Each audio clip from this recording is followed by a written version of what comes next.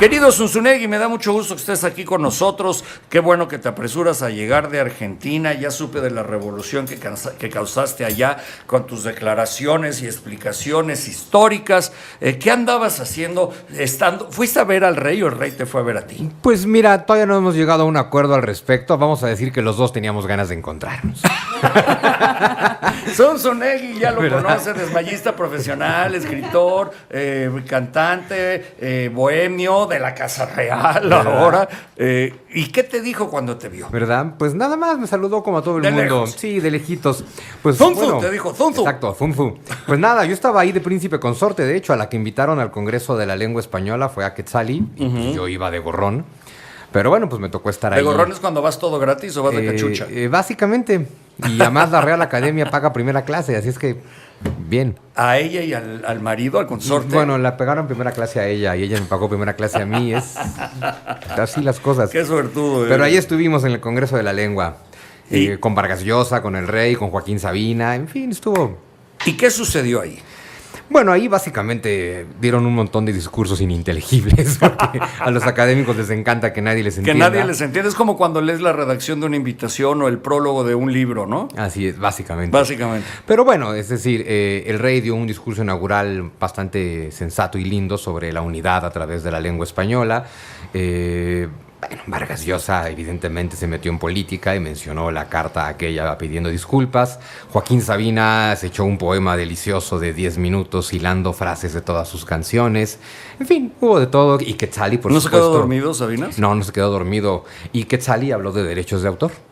Y puso en orden a todos. Básicamente. Puso en orden a todo el mundo. Quetzalí de la Concha, que usted la ha escuchado hablando sobre derechos de autor y más, con una paciencia enorme para poder llevar al señor Zunzunegui a platicar a Argentina. Y ¿no te preocupaba lo que fuera a decir el rey de Zunzunegui? Definitivamente. Lo primero era convencerlo de usar traje para la gala de inauguración. Ajá. Traje gala Zunzunegui, porque Sí. hoy viene muy elegante. ¿Le puedes enseñar al público de Facebook cómo vienes vestido hoy?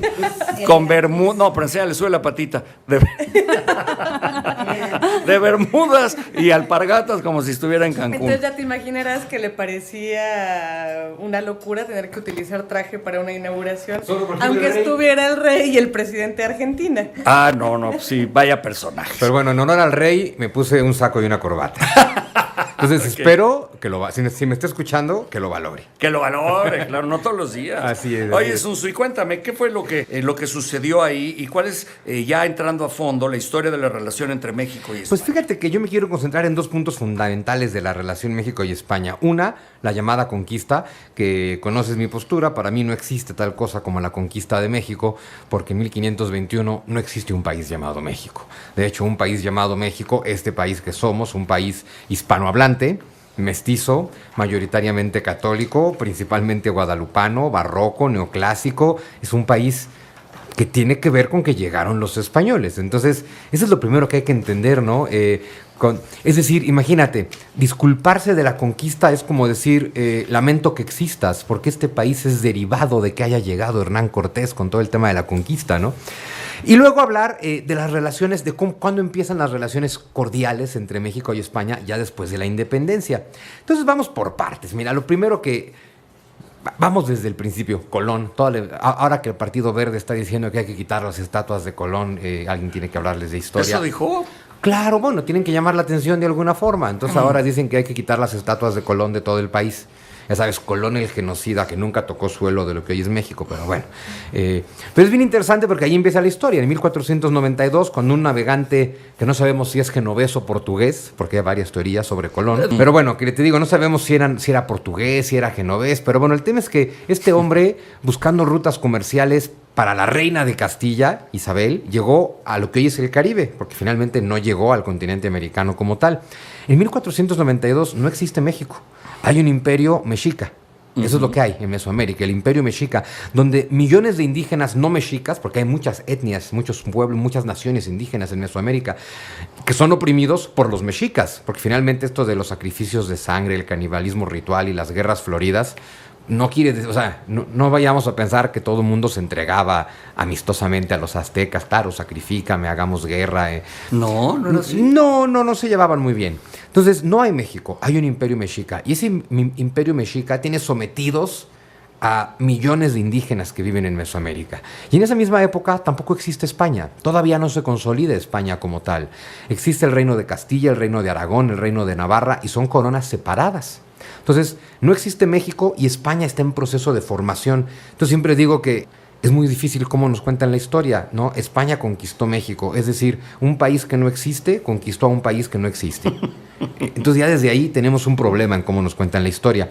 1504 es un año muy interesante porque es el año en que Hernán Cortés, un castellano, un extremeño castellano de 19 años, deja Castilla para instalarse en Haití. Cuando Hernán Cortés deja Castilla a los 19 años, el futuro rey Carlos I y Carlos V tiene 4 años. Es decir, Cortés y Carlos V pues no se conocen, ¿no? Y para cuando Hernán Cortés está dejando Castilla para la aventura americana, que estará primero en Haití, luego en Cuba y finalmente llegará a lo que hoy es México, Moctezuma lleva 2 años en el poder. Moctezuma, el más cruel y sanguinario de los tlatoanis mexicas, lleva 2 años en el poder. Cortés estuvo en Haití de 1504 a 1514, luego estuvo en Cuba. Cabe señalar que Cortés era un hombre letrado, que sabía leer y escribir, que ya en su momento es bastante, que hablaba castellano, que hablaba latín, que era bachiller en leyes, que era un experto en latinismos. Es decir, no es el hombre salvaje y barbaján que nos vende la historia de México. Cuando uno habla con los verdaderos expertos, como Christian Duverger, el gran experto de Hernán Cortés, te queda claro que era un hombre bastante ilustrado, ¿no? Pero bueno, este proceso al que llamamos conquista, que comienza con el desembarco de Cortés hace 500 años, precisamente en 1519, y que nos va llevando a la toma de Tenochtitlan. De pronto hay que recordar esto: Tenochtitlan no era la capital de un lugar llamado México, nada más es la ciudad principal de los aztecas, ¿no? Y que Cortés, el 13 de agosto de 1521, toma Tenochtitlan al mando de 800 españoles. Y uno diría, bueno, ¿cómo es posible que 800 españoles logren derribar Tenochtitlan? Bueno, porque Cortés viene al mando de 800 españoles y 150,000 indígenas. 150,000 indígenas de los oprimidos por los mexicas que se unen a Cortés. Entonces, la historia está muy torcida desde el principio, ¿no? Y con los españoles llegó un visitante que nadie hubiera esperado. Con los españoles llegó el virus de la viruela. Y esto es bien importante comentarlo porque de pronto se habla, pues con esta idea de que hay que quitar las estatuas de Colón, que porque el genocidio y demás. El gran genocida de América fue la viruela. Es decir, no estamos hablando de españoles que llegan a masacrar indios, estamos hablando de españoles que llegan y traen viruela. Un virus al que ellos ya han desarrollado defensas, pero que es absolutamente desconocido en el continente americano, que ha estado aislado del resto del mundo. Y para que nos hagamos una idea de que, sí hay una catástrofe demográfica y cultural bárbara entre los pueblos indígenas, porque habría unos 20 millones de habitantes indígenas en Mesoamérica cuando llega Cortés. 100 años después quedan 700,000. Estamos hablando de que en 100 años, a partir de la llegada de Cortés, murió más o menos el 95% de la población indígena originaria. 95%. América quedó prácticamente despoblada, porque este fenómeno se repitió desde Norteamérica hasta Patagonia. Entonces, pero vaya, el gran asesino es la viruela. Como si nos vamos más para atrás, cuando los mongoles invaden toda Asia y llegan a Europa, pues traen la peste negra, y la peste negra mató a la mitad de la población de Asia y a la mitad de la población de Europa, ¿no? Es decir, son fenómenos terribles, pero son fenómenos de la historia humana. Este país lleva menos tiempo siendo México que lo que fue Nueva España, ¿no? O sea, Nueva España existió durante 300 años, de 1521 a la independencia en 1821. Y llevamos 200 años de vida independiente. La independencia de verdad, la que gana Agustín de Iturbide el 27 de septiembre de 1821. Y ahí empieza, justo ahora sí, una relación México-España. México es un país que empieza a existir el 28 de septiembre de 1821, cuando Agustín de Iturbide y Juan de O'Donoghue firman el Acta de Independencia del Imperio Mexicano. Y por supuesto, ya hay una España que se consolidó en el siglo XVI. Cuando se proclama la independencia, el rey Fernando VII no la acepta al principio. Eso es un proceso clásico en las independencias. Pero mira, leerte un poquito del Plan de Iguala, que es la proclamación de independencia de Iturbide, porque desde aquí se habla de la amistad. Cuando Iturbide dice: americanos, bajo cuyo nombre comprendo no solo a los nacidos en América, sino a los europeos, africanos y asiáticos que aquí residen. me brinco párrafos, ¿no? Pero dice, hace 300 años que esta América ha estado bajo la tutela de España, bla, bla, bla, pero es momento de la independencia, ¿no? Y habla, los horrores del pasado, se refiere a la guerra de Hidalgo y de Morelos, que fue tremenda, dice, nos han llevado a la conclusión de que la unión general entre europeos y americanos es la única base sólida para poder ser felices. Y fíjate qué bonito termina el plan de Iguala de Iturbide, dice, españoles europeos, vuestra patria es la América porque aquí vivís y aquí tenéis a vuestras mujeres amadas y a vuestros hijos, vuestro comercio y vuestros bienes. Y luego dice, americanos, ¿quién de vosotros puede decir que no desciende de español? Ved la cadena dulcísima que nos une, añadid los lazos de amistad, la dependencia de intereses, la educación e idioma, y veréis que son tan poderosos que la felicidad común del reino es necesario que la hagamos todos unidos y en una sola voz. Es un Iturbide que está tratando de ganar una independencia sin pelear con España, sino con un lazo de amistad con España. Él lo define diciendo, hay que desatar el nudo sin romperlo. Sin embargo, bueno, sabemos que hubo una guerra de independencia de 11 años. El reconocimiento de España llega hasta 1836. Ya murió el rey Fernando VII, su hija Isabel es la reina de España.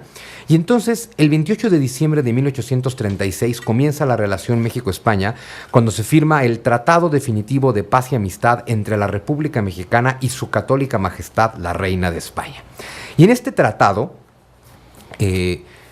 básicamente se establece, es para poner término al estado de incomunicación y desavenencia que ha existido entre los dos países y entre los ciudadanos y súbditos de uno y otro, y que olvidemos para siempre las pasadas diferencias y disensiones por las cuales desgraciadamente han estado a tiempo interrumpidas las relaciones de amistad y armonía entre los pueblos. Es decir, es un acuerdo que dice, vamos a llevarnos bien. Entonces, desde ahí hay un acuerdo que, por cierto, nunca se revocó este tratado, por lo tanto, en teoría, seguimos siendo amigos de España, ¿no? Yo creo que sí. Luego, por ejemplo, en 1910, en las fiestas del centenario con don Porfirio, hubo un reconocimiento de España a la independencia y trajeron de regreso los arreos militares de Morelos que tenían en España. Cuando Franco gana la guerra civil y establece la dictadura, México rompió relaciones con esa España y recibió a los exiliados, que es también pues otra parte de esta buena relación que hay entre México y España, donde hubo un gobierno republicano en el exilio que está hasta hoy. Pero lo más importante, las relaciones con España se restablecen en 1977, cuando ya murió Franco y aquí es presidente López Portillo. Desde entonces hasta hoy, todos los presidentes de México han visitado España, todos los presidentes del gobierno español han visitado México, y el rey Juan Carlos vino en 1978, en 1990, 91, 93, 97 y 2000. Y Felipe como príncipe vino en el 91, 2000, 2004, bla, bla, bla, bla. Nada más te quiero leer la declaración de disculpas que dio el rey. El rey Juan Carlos vino en 1990, antes de que se fueran a celebrar los 500 años del encuentro de dos mundos. Y fíjate lo que dijo. En Oaxaca, frente a líderes de comunidades indígenas, pidió disculpas por los abusos durante la conquista para que tengamos un ambiente de cordialidad al conmemorar el descubrimiento de América, con un claro sentido constructivo. Lamentó los abusos durante la conquista. Los indígenas lo agasajaron con una guelaguetza y el rey en un discurso dijo: la corona de España procuró siempre desde el descubrimiento la defensa de los indígenas. El propio Carlos V observó que dioses nos hizo libres, bla, bla, bla. Y al final, el último párrafo: difícilmente podremos entendernos si no somos capaces de ser tolerantes, abiertos y transigentes, si no somos capaces de ser generosos para dar y recibir. Mi España los contempla con esa actitud.